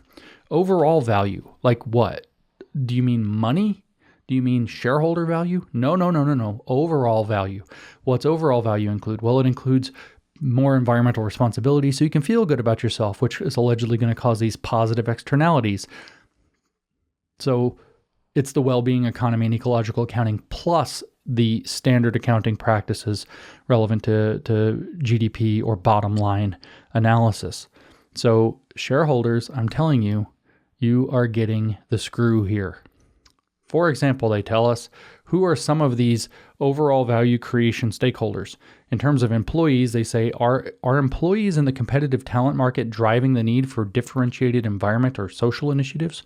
Will initiatives related to overall company sustainability, building sustainability, renewable energy use, and net zero carbon emissions contribute to the company being a best-in-class employer? Best-in-class employer, that seems like, okay. Diversity and inclusion and pay equity initiatives have company and social benefits. Do they really? Such as ensuring fair and equitable opportunities to participate and thrive in the corporate system. So they're just blowing smoke and saying basically that because employees something or another that the woke crap is good for them. They can go brag to their friends that they work at a best-in-class employer where best-in-class is defined in implementing the agenda. And everybody can feel good about themselves. Honeymoon period lasts however many months it lasts, and then they're just going to effing work again. What about customers? They're a stakeholder that we're now caring about.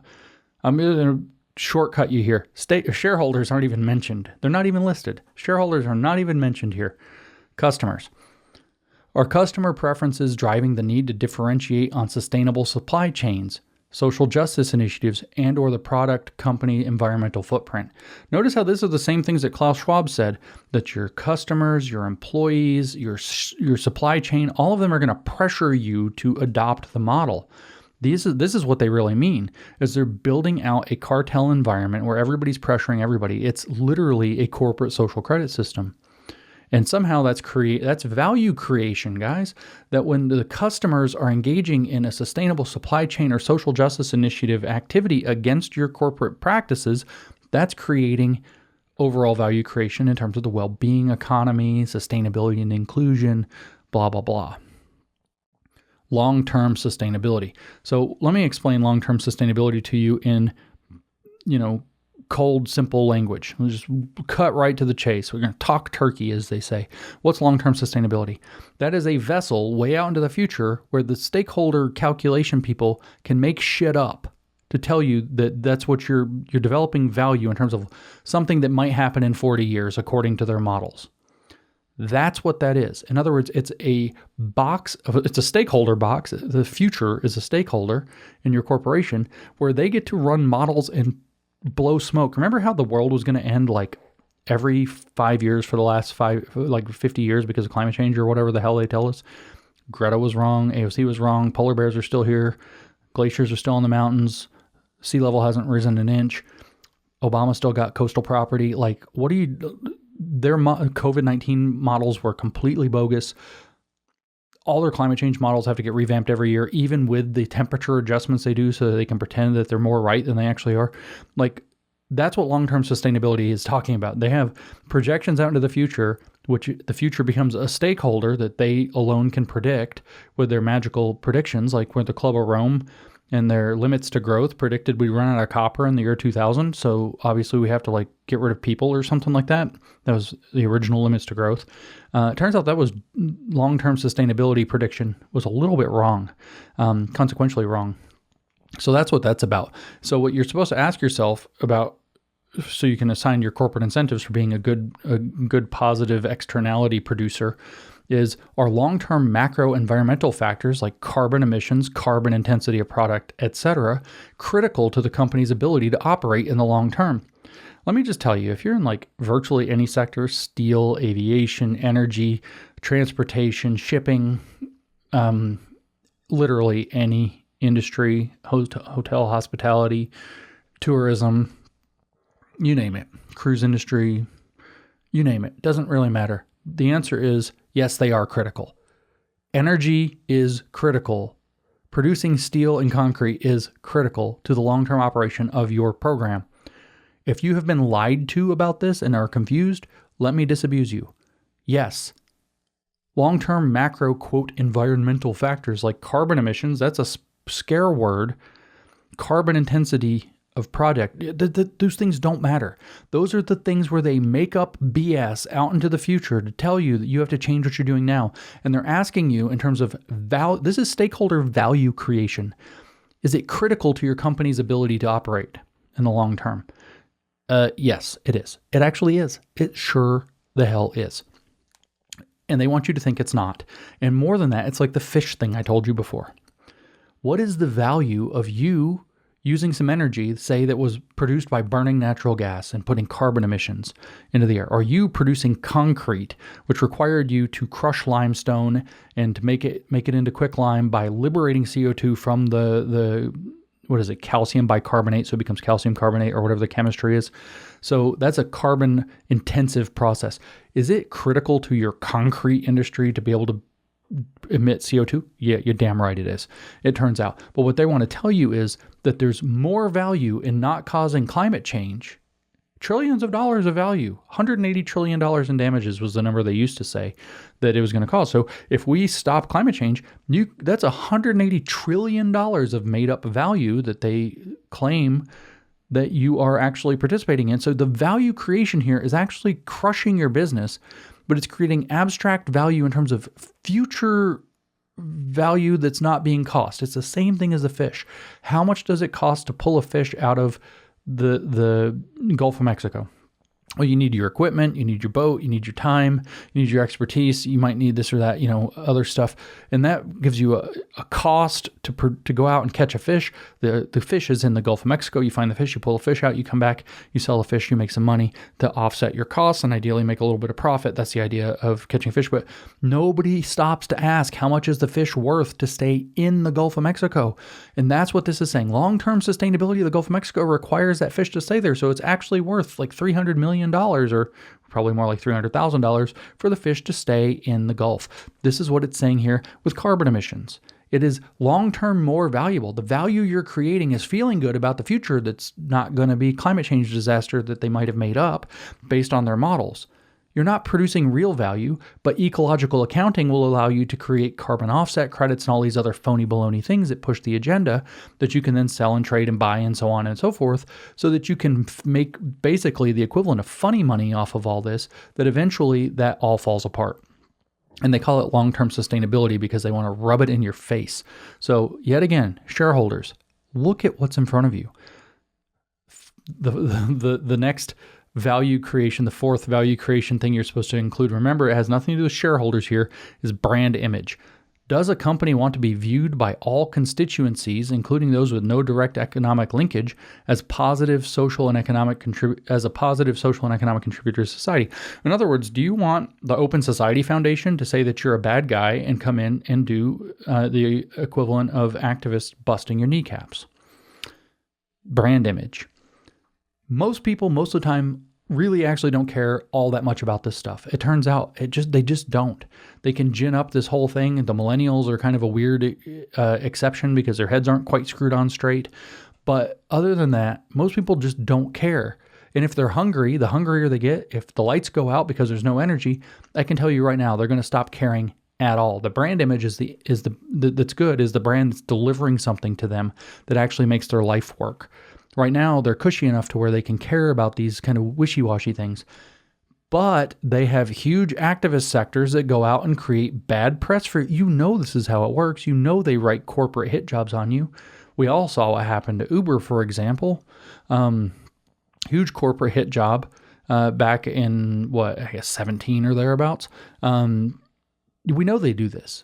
And that was all orchestrated from, freaking taxi union. It was orchestrated literally by like a society for the blind trying to extort them out of money. I mean, it's insane to think that that's organic. So what they're telling you there with brand images, it's a nice brand image you got there. It would be a shame if the Open Society Foundation, the Rockefeller Foundation dumped a bunch of money into activists into wrecking it for you, because that's how this game really gets played. It'd be a shame if CNN ran story after story after story after story, week after week after week after week for the next year until everybody who works for you, first of all, your business just drops because people are like spooked, customers are spooked, and suppliers are like, I don't know. But then your employees become increasingly embarrassed because the bad news that they keep reporting on you in this hit job leaks into their friends and families. And they're like, ew, you work for so-and-so? I couldn't work for them. Look at the stuff in the news. That's just horrible. And they create a struggle session environment inside your company and break it from within. And they know they can do this. They know that they're good at doing this. They know that you know that they're good at doing this. So what the brand image thing is them threatening you. Again, shareholders, it is time to blow the whistle on this whole stakeholder model, because this is bad stuff. They tell us here at Harvard, though, that there is no one-size-fits-all approach to ESG metrics, and companies fall across a spectrum of needs and drivers. That means it's vague, so nobody can actually pin down anything, that affect the type of ESG factors that are relevant to short and long-term business value depending on scale, industry, and stakeholder drivers, like the activist groups coming and busting up your brand, or some complete BS about the carbon impact of you in the future. Every time I buy a plane ticket, I have to see how many pounds or tons or whatever the hell of CO2 it releases, kilograms, I think it tells me. Like, I know what a kilogram is, that I'm releasing by flying on the plane, and I'm like, yeah, okay, this has got to go. Your stupid models are not convincing me. The airline should be pushing back on this crap. That's a tool that the airlines, I guarantee you, are forced to implement in order to get their ESG score to stay up, which they need for other reasons. And what its goal is to make some of their customers think, I don't want to take a flight because it increases my carbon footprint.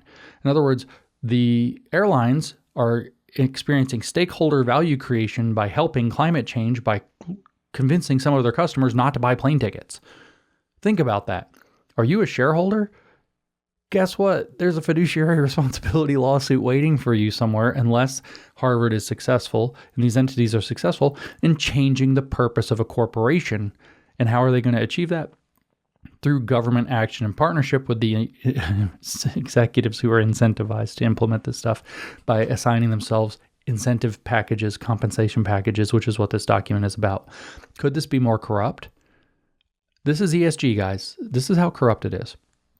ESG are three letters that mean corruption.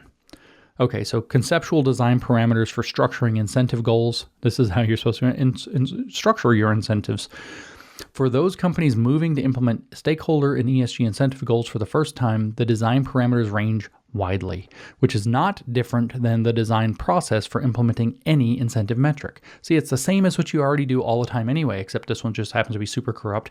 And you have to give yourself a bonus in order to increase your score, which you need to do other things. Because it's, getting away from corruptions of all kinds, as Klaus said. And Marxists always lie. For these companies, considering the following questions can help move the prospect of an ESG incentive metric from an idea to a tangible goal with the potential to create value for the company. Remember, creating value for the company might mean in some abstract sense, not in terms of creating revenue or profit. Notice how they say create value, and they don't say create revenue, create profit. No shit. They're scamming you. They are scamming you. Value means lots of things. It means well-being. It means ecology. It means the future. It means positive externalities in terms of employees and customers. BS. Straight BS. They are straight scamming you. Not once are words like revenue or profits mentioned here. It doesn't say anything about increasing shareholder return or dividend value for stakeholders. And shareholder return is just one stakeholder variable. Okay, 1. Quantitative goals versus qualitative milestones. The availability and quality of data from sustainability or social responsibility reports will generally determine whether a company can set a defined quantitative goal. For other companies, lack of available ESG data goals or the company's specific pay philosophy may mean ESG initiatives are best measured by setting annual milestones tailored to selected goals. Remember, the purpose of this section is to say, on what basis are you giving yourself a bonus for implementing ESG so that your G part of your ESG score will go up in a clearly not corrupt method. In other words, they're helping you outline the BS you're going to tell yourself and your employees and your shareholders for why you're creating bogus value at the expense of genuine revenue and dividends. 2. Selecting metrics aligned with value creation. Unlike financial metrics, hey shareholders, did you hear that? For which robust statistical analyses can help guide the metric selection process, for example, financial correlation analysis. Unlike actually real numbers about real money, the link between ESG metrics and company value creation is more nuanced. Oh, okay. And is significantly impacted by industry, operating model, customer and employee perceptions and preferences, etc. In other words, all that vague stuff where they're going to make up fake value, well-being, ecological future, blah, blah, blah. Given this, my favorite one is still the positive externalities of employees and customers. Your employees will be happier to work there because you're doing your ESG stuff. So feel great about giving yourself a huge bonus to implement the agenda. Given this, companies should generally apply a principles-based approach to assess the most appropriate metrics for the company as a whole. For example, assessing significance to the organization. What the hell does that mean? Measurability, achievability, etc. Notice how revenue and profit aren't mentioned. Appendix 1, which I'm not going to drag you through, provides a list of common ESG metrics with illustrative mapping to typical stakeholder impact. In other words, it's a bunch more bullshit. 3. Determining employee participation. Generally, stakeholder and ESG-focused metrics would be implemented for officer and executive level roles. In other words, executives who get to decide whether or not they're going to do this get to give themselves bonuses for doing this. But it's supposedly not corrupt, as this is the employee group that sets company-wide policy impacting the achievement of quantitative ESG goals or qualitative milestones. Alternatively, some companies may choose to implement firm-wide ESG incentive metrics to reinforce the positive employee engagement benefits, there's your so-called positive externalities, of the company's ESG strategy, or to drive a whole team approach to achieving goals. Shareholders, you should be screaming about this. This is so so bad. This is the kind of stuff where you should be demanding, people get kicked off the board and out of the executive suite. It's just unbelievable that this is tolerated. 4, determining the range of metric weightings for stakeholder and ESG goals. Historically, U.S. companies with existing environmental, employee safety, and customer service goals, as well as other stakeholder metrics, have been concentrated in the extractive, industrial, and utility industries. Metric weightings on these goals have ranged from 5% to 20% of annual incentive scorecards. We expect that this weighting range would continue to apply, with the remaining 80+% of annual incentives weighting focused on financial metrics. Further, we expect that proxy advisors and shareholders may react adversely to non-financial metrics weighted more than 10 to 20% of annual incentive scorecards. So, executives, listen up, shareholders, this is how they're telling. So, executives, only award yourself up to 10 to 20% of your total incentive scorecard for doing this, because otherwise the shareholders might get pissed off. Shareholders, let me talk to you for a second. You should be pissed off. 5, consider whether to implement shareholder ESG goals in annual versus long-term incentive plans. As noted above, most ESG incentive goals to date have been implemented as weighted metrics in balanced scorecard annual incentive plans for several reasons. However, we have observed increased discussion of whether some goals, particularly greenhouse gas emissions goals, may be better suited to long-term incentives. There is no right answer to this question. Some milestone and quantitative goals are best set on an annual basis given emerging industry, technology, and company developments. Other companies may set a robust long-term plan for which longer-term incentives are a better fit. That's straightforward enough. Don't need to go through too much of that. 6, considering how to operationalize ESG metrics into long-term plans. For companies determining that sustainability or social responsibility goals fit best into the framework of a long-term incentive, those companies will need to consider which vehicles are best to incentivize achievement or strategically important ESG goals. While companies may choose to dedicate a portion of Why is an ESG goal strategically important? Let's play the Jeopardy soundtrack while we try to figure that out. The shareholders with me. Why is it strategically important to implement ESG goals? Well, let's see. There's a strategy of navigating the business environment captured by the ESG cartel, where you can't get great access to credit, or you might get your stock delisted from their index funds. Okay, that's corrupt. There might be activist pressures levied against you, these hit campaigns in the media, if you don't play along. So you've got to be strategic, and you got to appease the Just Stop Oil people, for example. That's strategic. Oh, lots of corrupt stuff. That's why. Lots of stuff that's made to look spontaneous, like these protests, that's totally paid for by NGOs. That's not spontaneous. Those NGOs are in direct cahoots with the same people forcing you to do this crap, which is allegedly not corrupt, according to Klaus Schwab. While companies may choose to dedicate a portion of a 3-year performance share unit plan to an ESG metric, for example, weighting a plan 40% relative total shareholder return, 40% revenue growth, and 20% greenhouse gas reduction. So there's your shareholder return just got cut down because it has 20% greenhouse gas reduction now, right? So it used to be that we're going to take our 3-year, plan or whatever, performance share, and it would have been split maybe between revenue growth and shareholder return. But now we're going to cut both of those down by a little bit so we can add a 20% greenhouse gas reduction program. Shareholders should probably be upset about that.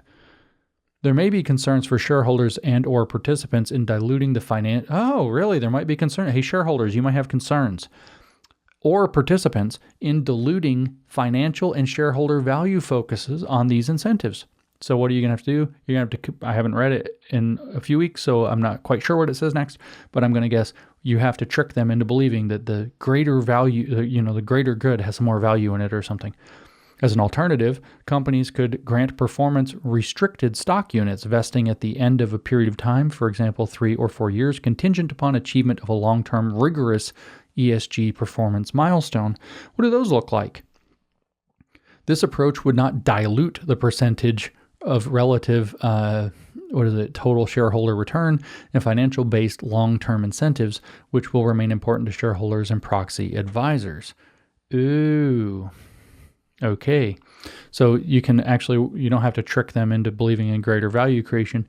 You can just use a different program where you award yourself stocks by, so you don't actually reduce the payout. Instead, you give yourself stocks, which if you just kind of create more stocks, shareholders, you might want to call these people out on this stuff. Conclusion. As priorities of stakeholders continue to evolve, the priorities of let me make a real point about this, a whole podcast about this, that the real danger of ESG isn't what it demands, it's that it can change what it demands. It's that it's arbitrary. But ESG is the demands or priorities of stakeholders. And so what do they tell us here? As the priorities of stakeholders continue to evolve. So what they're telling us is that, guess what? This program will continue to change and ask different things of you at different times. Masks are an important thing for the environment during COVID, but then they're an environmental disaster when they're in the ocean afterwards. Oh my. Kind of get the idea? Defense stocks are a social bad because we don't want to have, war and stuff until there's a conflict with Ukraine, and then they instantly become ESG good. Tesla, one of the most environmentally responsible companies, great ESG score, everything's on the front end of everything. Elon Musk buys Twitter, starts speaking up about free speech. Next thing you know, its S-score plummets, and allegedly he's a racist and runs a very corrupt company. And now he's lost his whole compensation package because it's somehow unfair and unjust or something, which is just literally straight Jack Ma CCP communism levied against Elon. So as the priorities of the stakeholders continue to evolve, they're going to F you more later. Shareholders, you are one of the few things that can do something about this. But let's just read the conclusion.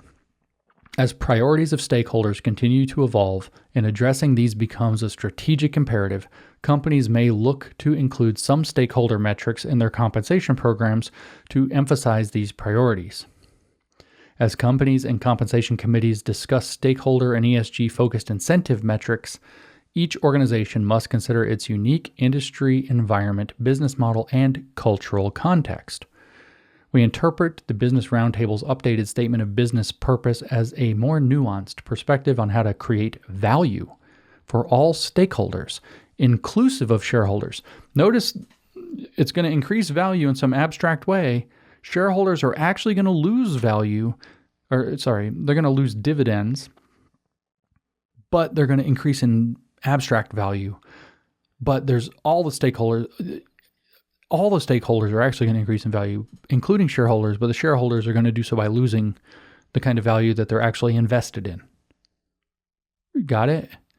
While optimizing profits will remain the business purpose of corporations, the Business Roundtable statement provides support for prioritizing the needs of all stakeholders and driving long-term sustainable success for the business.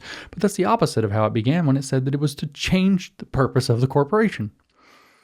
For some companies, implementing incentive metrics, again, this is super corrupt, isn't it? Aligned with this broader context can be an important tool. If you don't understand how this broader context means full-blown distributist communism, I don't know how to help you at this point. The broader context means ecological accounting, future assessment of the future impacts through various models that the stakeholders get to run and nobody else has any control over. It means well-being economy for the happiness of your employees and customers and the society at large. I think that one of these things right now, like the president Biden is pushing right now, is that people, when they fly, so people are stakeholders, right? The customers of airlines are stakeholders, and so they would be a lot happier if their children could sit next to them and fly for free. So airlines should be required to give children free airplane tickets next to their parents. Is that going to increase shareholder value?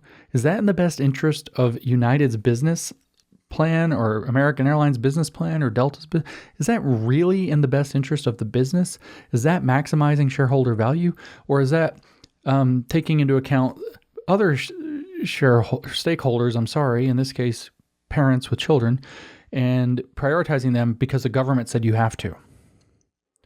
Which is what Klaus said is normally business people are like, wait a minute, don't do that. Don't interfere. But because that's called shareholder primacy. But now stakeholder model says, no. We're going to let the government help us decide what the right thing to do is. So while optimizing profits will remain the business purpose of corporations, it should say within the controlled public-private partnership environment, the Business Roundtable statement provides support for prioritizing the needs of all stakeholders, like having little kids fly for free now instead of on a child fare ticket on the plane, and driving long-term sustainable success for the business. Is that gonna, how are airlines gonna cover the cost of kids flying for free? Well, they're either gonna not cover the cost, in which case they're running on a thin margin often as it is, or they're gonna start cutting costs by making other things much less expensive, or they're gonna pass on the costs to the other people flying and make it more expensive for them. Oh no. For some companies, implementing incentive metrics aligned with this broader context can be an important tool to drive these efforts in both the short and long term. That said, appropriate timing, design, and communication will be critical to ensure effective implementation. See, you're going to have to time it right, organize it right, and communicate it right, or else your shareholders are going to call you out on it. Because what's happening is you, the executive, is deciding to give you, the executive, an incentive to go along with the agenda, which is super corrupt. That's this document. It ties straight into good old Klaus Schwab and the great narrative for a better future. This is Harvard Law School. This is ESG. This is the Business Roundtable. This is what ESG is about. It is a plan to use super corrupt methods to force a super, frankly, degrowth communist or distributist model onto corporations through, as Klaus said, and as is in this document, top-down, bottom-up, and inside-out pressure. They are going to target a fusion of the corporations and the government to force behaviors in alignment with ESG. That was Klaus's word, force. That rhymes with Larry Fink's remark that he says that corporations don't always want to do these things. Sometimes you have to force behaviors through incentive structures, which is exactly what this is, including the corrupt incentive structure to pay yourself more for adopting the corrupt incentive structure. Then there's the bottom-up pressure, the customers, the employees, whatever, those are stakeholders, and we know that they have to be made happy, and the millennials and the Gen Z are going to be brainwashed thinking it's a total calamity if we don't address climate change, carbon emissions that are going to end their lives, social injustice. Oh my God, social injustice. I don't want to work for a racist company. I couldn't buy from a company that BLM decided to extort into adopting all these DEI policies unless they adopted them like faster and more and somebody cried on TV in a struggle session. Do you get the model? And then inside out, by rewriting the social contract, which is part of Klaus I didn't read, where the goal of rewriting the social contract is to make these values the standard values of what people expect in the literally global citizenship environment, where global citizenship was defined in terms of supporting these initiatives. Super backwards and corrupt. To quote Klaus one more time, he had an interview last summer where he said that the West is rapidly, because of the ESG, frankly, the West is rapidly rewriting its social contract, he said. And what he said is it was doing is the social contract was being rewritten to move away from an economy of production and consumption and into an economy of caring and sharing. So they are going to tell you what to care about and who to share with. In other words, communism. The brand names for this are degrowth. Distributism is a sometimes word that's going to run through corporate subsidiarity. The stakeholder capitalism model or the stakeholder model, ESG is its implementation. The well-being economy, it uses tools like well-being and ecological accounting to assess the future value of very abstract things so that they can claim that they're producing more value by restricting you from producing actual revenue or product. And this is the corrupt model of ESG, and we're making headway against ESG. We need to continue making headway against ESG. In fact, we need to destroy ESG. And I'm not positive that this podcast helped people understand why and, in fact, how. Like shareholders need to start pressing hard on some fiduciary responsibility questions here, because shareholder primacy is still a thing. We also need to be working very hard to prevent them from being able to implement these reporting standards. We need to go after the SEC. We need to go after the Biden administration and the states that are trying to force this on the corporations. It's time literally for a gigantic shareholders and corporate revolt against this system to break free of it so we can get back to free enterprise and prosperity. And I hope this podcast has help you understand what's going on and why, straight out of the words of their own words, which, I mean, to be fair, I do have to pull back the veneer of communist BS so that you can understand it. But it's not actually that hard to make sense of what they're doing and what's going on and who's actually getting cheated in this, besides the abstract everybody, by us falling into global communism run through corporate subsidiarity. And if you don't know what that means or looks like, again, the CCP is doing it in China and has been for get nonsense about the 80s. So it looks like China. We're going to look like China. ESG is made to make us look like China after we degrow our economy so that we're weaker and so that we don't have the ability to really fight back against it. And it's going to be ultimately most bad for the actual shareholders that are involved, who are actually getting massively deprived of lots of value by the corporate executives having perverse incentive structures to force this system into play at the expense of shareholder return. And they say so and try to dance around it very explicitly in this document. So I'm hoping that shareholders are ready to revolt. I'm hoping that corporate players are ready to be whistleblowers, including executives. I'm hoping that more people are willing to push back on this, get information out about it, and start looking to file lawsuits against it, whether it's DEI initiatives, whether it's ESG requirements, challenging the carbon emissions thing. These industries that are being pressed into net zero need to speak up. Like, hey, yeah, airline industry, cruise industry, blah, blah, blah. Maybe you're going along or whatever.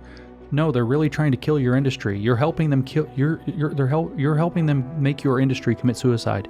They really do want that. You really are helping that. I know that some people in these industries probably don't fully realize what they're doing, but it's right there in front of you.